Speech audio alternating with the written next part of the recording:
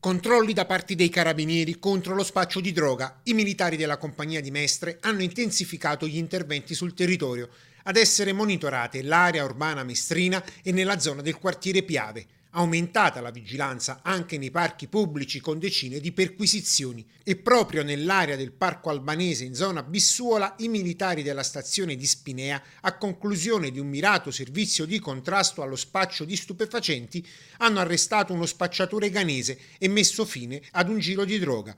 Dopo un'attenta attività di osservazione, i carabinieri hanno sorpreso l'uomo senza fissa dimora a girarsi per il parco in attesa di incontrare i clienti per consegnare la droga. Il soggetto, che aveva scelto come punto di incontro una zona verde nelle vicinanze dell'ingresso, è stato bloccato dal personale in abiti borghesi. Sottoposto a controlli, l'uomo nascondeva all'incirca 20 grammi di marijuana e contanti in banconote di piccolo taglio.